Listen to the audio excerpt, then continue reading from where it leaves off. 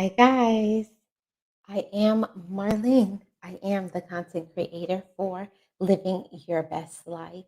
And today we're doing a story time. This is part two of the story time. So if you haven't seen that, make sure you go ahead and check out part one. So this is a continuation to part two. Um, so where I left off, I had just found out about what happened to my dad and the secret and everything. So I would say about a year and a half passed since that time, and he slowly began to decline. And, the cancer got worse. And I don't know if any of you have ever seen someone decline from cancer, but it is a very sad thing to watch. It makes kind of makes you feel like you're helpless. So I wanted to share my testimony, my story in transparency in order to let somebody else know that you can get through this. You can look for a positive in any situation. So after I found out, that my dad had cancer, he started declining. And when I say declining, I mean he wasn't the strong, vibrant person that he was. My dad was always, very strong, very healthy. He took incredible care of himself. He definitely believed in a natural homeopathic remedies with supplements and diet. So to see that my healthy dad now start declining where he could barely walk. And one time he fell in the bathroom. And I feel like that was the major beginning of his decline. I think when it got to that point where he couldn't barely walk, that's when the decision was made for him to be put on hospice. And for those who don't know, hospice is a service for home health to help patients either get through a hard time or transition um, into the next phase of their life, the end of their life. So my dad was put on hospice, and by that time, of course, everybody in my family had found out, that he had had the cancer and that he was not doing well. At this time, my dad was home housebound or bedbound, you could say. And at this time, he had stopped eating. And I want to say my dad at that time had lost 20 to 30 pounds. And that's very significant in a person's weight. He stopped wanting to eat. I feel like his will and desire to go on um, had become fleeting. He had no type of will to live. And to me, I feel like that was harder than seeing him sick, is seeing him lose his will to live. And that's rough. And so after he started declining and they put him on, what do you call it? uh, I'm trying to think of the name. It's the food, where you're getting tube feeding. So they put him on a tube feed, and me being in the medical field, I know what that meant. Um, that meant that we weren't going to have him for much longer. So I started to prepare my heart and my mind for it, even though I don't think you ever are truly prepared to to face that. So at this time, I had, I was working at the hospital at that time. I had left Canada, moved back to Florida permanently so that I could be there to help with his care.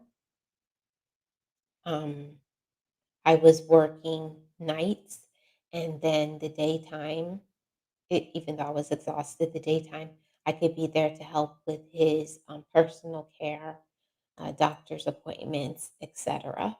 And also to be emotional support for my mom and my siblings. So um, I would say maybe 6 or 7 months of being on hospice. Um, he just got worse and worse, and he was losing more weight. He was on 2 feet only. He was bedbound, and my mother, my siblings, we were taking care of him. And I feel like the last month of his life um, was the hardest for me to see. Um, I think everybody deals with things differently. And for me to see, my strong dad who used to walk around like in a bed, you know, basically like returning back to being a child, that was so hard for me to take in. But, anyways, we started getting nurses coming in for hospice to help with his care because, he was not doing well. And during this time, my siblings, all of us pulled together, even grandchildren um, pulled together to help in my dad's care, which I am very grateful for. And I would say about a week, about a week before my dad passed away, he had a conversation with me and he asked me if I'm going to be okay. In my mind, y'all, I thought he was talking about me working nights and not getting sleep. But now, in hindsight, I know what he was talking about. He was referring to, am I going to be okay without him? Whew, that's the kind of person he was. He was always thinking of others. So at this time, I was living at my apartment, and I remember it being like probably 10 p.m. My sister had come down from Mexico and she was visiting also um, with my parents and helping with his care. And maybe maybe an hour, like I started thinking about my dad.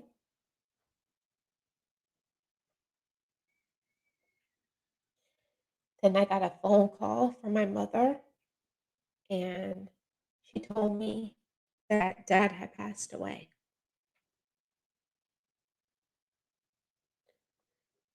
I think those are words you're never prepared for. And of course, I had to be the one to call my other siblings who did not live here. I had to call my sister in New York, call my brother who was living in Alabama at the time. I had to call my sister in New York and tell them, just as painful as it is to realize that they're not here, it's even hard to put it into words to say to somebody else and to accept that he's gone. So Yeah, after, like, putting everything together, I remember that being a part of my life where, I kinda was just numb to everything.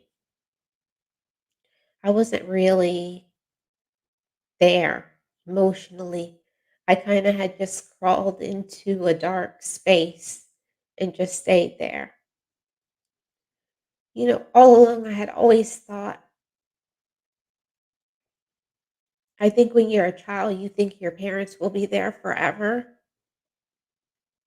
And, I was a typical child. I did things to my parents that wasn't nice. They did things to me that wasn't nice.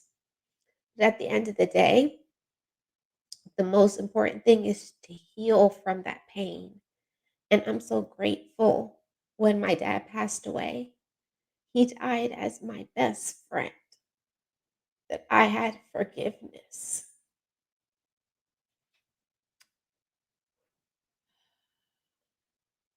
that I could look at him and I could see God in him.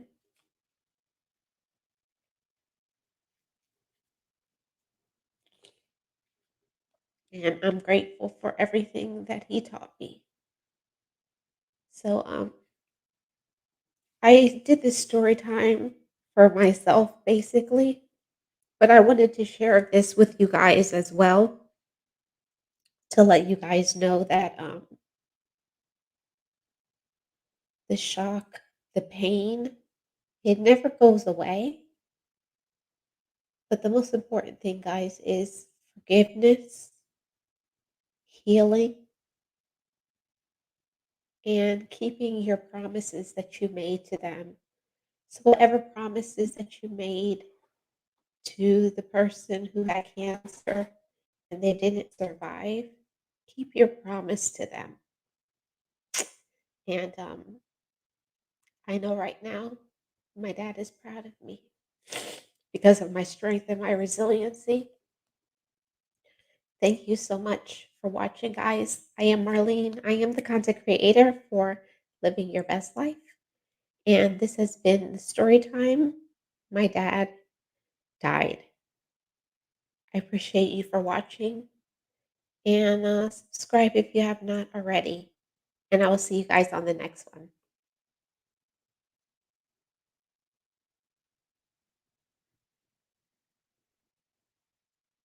Be encouraged, be inspired, be yourself, you will survive. Just know it, just breathe.